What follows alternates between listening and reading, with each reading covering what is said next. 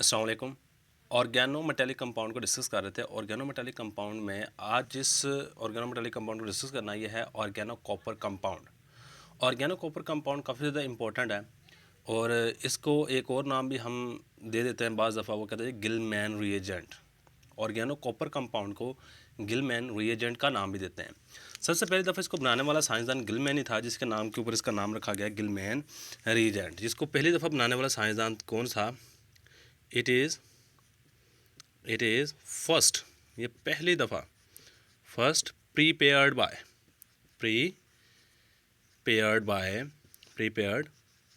Bye Gilman. Gilman वो बहुत पहला साइंसदान था जिसने इसको पहली दफ़ा तैयार किया था। ये बात सबसे इम्पोर्टेंट आपने याद रखनी है। इसके बाद इस ऑर्गेनो कॉपर कंपाउंड का एक और नाम है, अल्टरनेटिव नेम, वो है Gilman reagent. It is also known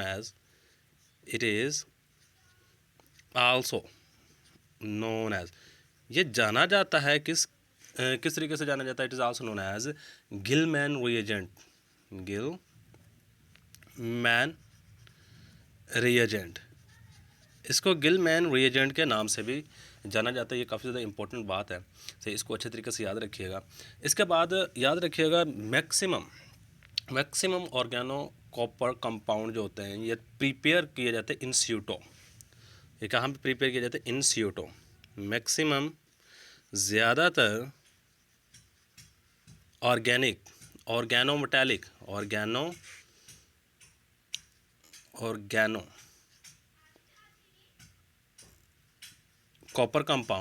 copper compound ज़्यादातर ऑर्गेनो कॉपर कंपाउंड जो हैं ये प्रिपेयर्ड होते हैं। इज़ प्रिपेयर्ड, इसको तैयार किया जाता है प्रिपेयर्ड इन सीटो।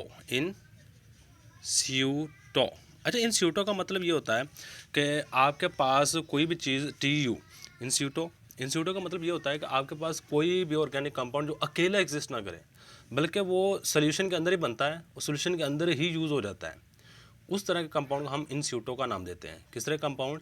ऐसे कंपाउंड जो कि सोल्यूशन के अंदर ही बने और अंदर ही यूज़ हो जाए, इस तरह के कंपाउंड को हम इन सीटो का नाम दे रहे होते हैं।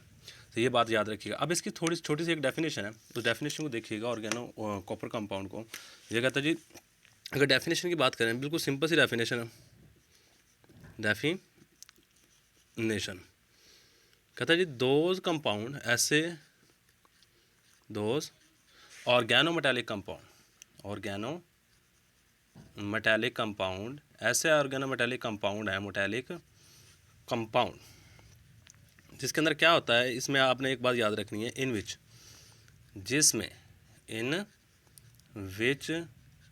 Copper is CuPper। कॉपर, जो कॉपर होता है वो डायरेक्टली अटैच होता है। कॉपर इज डायरेक्टली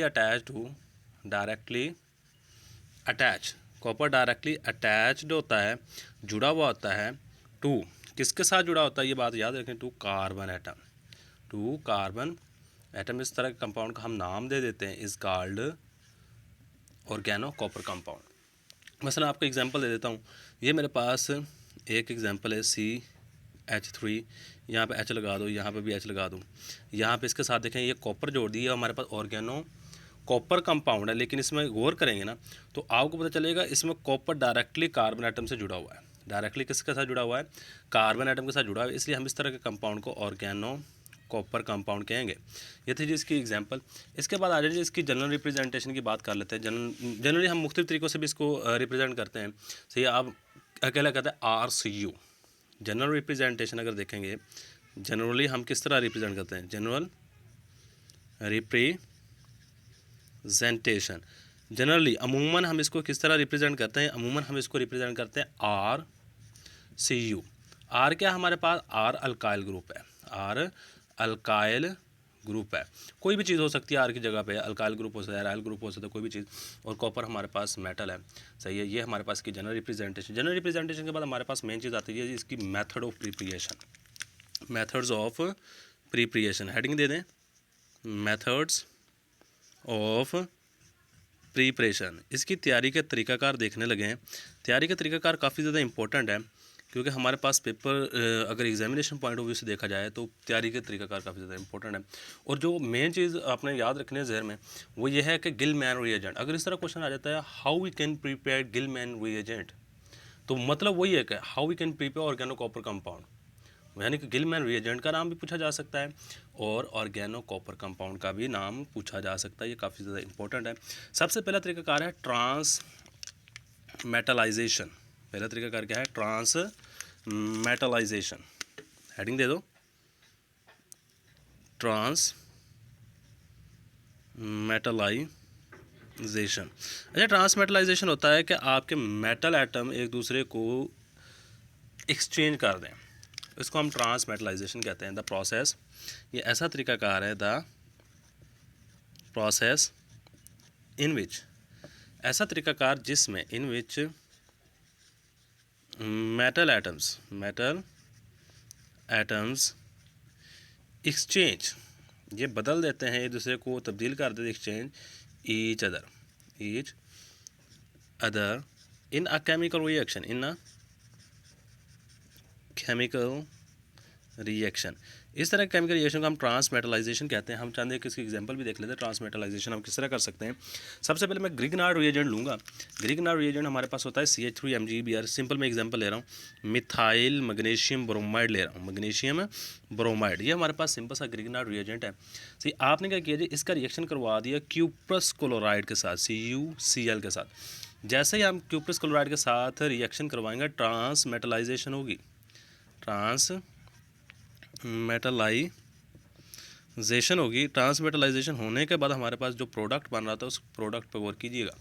हमारे पास जो प्रोडक्ट बनेगा ये काफ़ी ज़्यादा इंपॉर्टेंट है, CH3Cu, यानी कि अल्काइल कॉपर बन गया है हमारे पास, और साथ में मैग्नीशियम। यानी कि सिंपल क्या हुआ जी, ये वाला यहाँ पे ये वाला मैग्नीशियम एटम जाके इसकी जगह पे लग गया और ये जाके इसके साथ लग गया, ये ट्रांस मेटलाइजेशन हुई है। सही है। अब यहाँ पे देखें CH3 के साथ क्या, CH3 के साथ कॉपर आके जुड़ गया, MgBr के साथ Cl जुड़ जाएगा। Mg ये एक बॉन्ड Br के साथ बनाएगा, दूसरा बॉन्ड है Cl के साथ बना लेगा। ये हमारे पास ट्रांस मेटलाइजेशन हुई है। इसके अलावा एक और भी तरीकाकार जिसके ज़रिए से हम इसको तैयार कर सकते हैं, वो है कि आप क्यूप्रस ब्रोमाइड लें और अल्काइल यानी कि ऑर्गेनो लिथियम कंपाउंड के साथ उसका रिएक्शन करा दो। वहाँ पे भी सेम काम होता है, ट्रांस मेटलाइजेशन का प्रोसेस होता है और हमारे पास प्रोडक्ट बन जाता है। इसमें कुछ कंडीशंस चाहिए, कुछ कंडीशन को आपने ज़हन में रखना है। मसलन वो कौन कौन सी कंडीशन है वो हम यहाँ पे देख लेंगे। चलें, सबसे पहली बात आप जो यहाँ पे गौर करनी है वो ये है कि आपने सबसे पहला क्यूप्रस ब्रोमाइड या क्यूप्रस कोई भी हैलाइड लेना है। क्यूप्रस क्लोराइड ले लो, ब्रोमाइड ले लो, जो आपकी मर्ज़ी है वो आपने ले लेना है। मैंने यहाँ पे चलिए जी क्लोराइड ले लेते हैं। इसका रिएक्शन करवा दिया RLi से। यह क्या हमारे पास ऑर्गेनो लिथियम कंपाउंड है, ऑर्गेनो लिथियम कंपाउंड है। यहाँ पे जो आपको कंडीशन याद रखनी पड़ेंगी, वो कंडीशन काफ़ी ज़्यादा इंपॉर्टेंट है। वो कंडीशन है हमारे पास C2H5 ट्वाइस O, यानी कि आपने ईथर की मौजूदगी में, ये वाली चीज़ हमारे पास ईथर है, याद रखिएगा। यहाँ पर सिंपल यहाँ पे ईथर लिख दो, ईथर की मौजूदगी में, और 78 डिग्री सेंटीग्रेड माइनस का टेम्परेचर देना, यानी काफ़ी कूल्ड इन्वायरमेंट देना है, जिसके नतीजे में हमारे पास प्रोडक्ट बनेगा। प्रोडक्ट हमारे पास जो बनेगा वो होगा R2CuLi और लिथियम क्लोराइड बन जाएगा। कौन सी बन जाएगी? Lithium chloride. बस ये बात आपने अच्छी तरीके से याद रखनी है। इस क्वेश्चन को बैलेंस करोगे तो यहाँ पे 2 लगा देंगे, क्योंकि यहाँ पे R2 आपने यूज़ करने हैं, तो इक्वेशन ये हमारे पास बैलेंस हो गई है। ये दो तरीका कार है। यहाँ पे वही सेम काम है जी, लिथियम जाकर कॉपर के साथ जुड़ गया, ये ट्रांसमेटलाइजेशन प्रोसेस हुआ है। कंडीशन लाजमी याद रखिएगा। अगर आप ये वाला ऊपर वाला कंपाउंड नहीं जा सकते, ये डाईथाइल ईथर है, सिंपल ईथर लिख दो तो फिर भी काम चल जाएगा। तो इसके बाद हमारे पास जो तरीका कार है वो है, हम प्रिपरेशन ऑफ कॉपर करेंगे, सही है, जिसको हम ऑर्गेनो कॉपर कंपाउंड कह रहे होते हैं। यहाँ पे देखिए बिल्कुल सिंपल से ये भी तरीकाकार है। अब यहाँ पे काम क्या करना पड़ता है, सेकंड मेथड डिस्कस करने लगे हैं, किस तरह हम कॉपर को प्रिपेयर कर सकते हैं। अब इस तरीके कार में आपको कहता है जी, सिंपल आप काम करो, अल्काइल हैलाइड लो। अल्काइल हैलाइड के साथ सबसे पहले आपने मिथाइल यानी कि लिथियम के साथ रिएक्शन करवाना, जिसके नतीजे में हमारे पास मिथाइल लिथियम बनेगा। यानी कि क्या करना है आपने, यह सेकंड तरीका कार है कि अल्काइल हैलाइड से हम तैयार करेंगे इसको, किसे? अल्काइल हैलाइड से तैयार करेंगे। आपने सबसे पहला काम क्या करना है जी, अल्काइल हैलाइड लेना है। अल्काइल हैलाइड हमारे पास मैं कहता हूँ सपोज किया RX ले लिया, इसका रिएक्शन करवा देना है लिथियम के साथ। जैसे आप लिथियम के साथ रिएक्शन करवाओगे ऑर्गेनो लिथियम कंपाउंड बन जाएगा RLi, सही, ये वाली चीज़ का कंपाउंड बन जाएगा। और यहाँ पे जो X होगा ये यहाँ से एलिमिनेट हो जाएगा। X क्या होगा यहाँ पे X2 की फॉर्म में या किसी भी फॉर्म में, या Li X की फॉर्म में यहाँ से एलिमिनेट हो जाएगा। बस मैं एग्जांपल देता हूँ जी, मेरे पास CH3Cl है, इसका रिएक्शन करवा दिया मैंने लिथियम के साथ। जैसे लिथियम के साथ रिएक्शन करवाऊंगा हमारे पास CH3Cl बन जाएगा, CH3Li, क्योंकि हमने R की जगह पे क्या लिखा जी, CH3 मिथाइल ग्रुप लिख लिया। और यहाँ पे लिथियम क्लोराइड बन जाएगा, लिथियम क्लोराइड। नहीं, हमारे पास ऑर्गेनो लिथियम कंपाउंड बन गया। अब आपने क्या करना है, ऑर्गेनो लिथियम कंपाउंड का रिएक्शन करवाना होता है साल्ट के साथ, क्यूप्रस साल्ट के साथ रिएक्शन करवाना होता है। ये जो हमारे पास ऑर्गेनो लिथियम कंपाउंड है, सही, नाउ थोड़ा सा लिख लेते हैं, now organo lithium compound is reacted with, organo lithium compound, जो ऑर्गेनो लिथियम कंपाउंड है इसका हम रिएक्शन करवा देते हैं, compound is reacted with, is reacted, ये रिएक्शन कर जाता है किसके साथ, विद, किस चीज़ के साथ रिएक्शन करेगा, वो चीज़ आपने याद रखनी है, क्यूप्रस साल्ट, क्यूप्रस साल्ट के साथ रिएक्शन करेगा।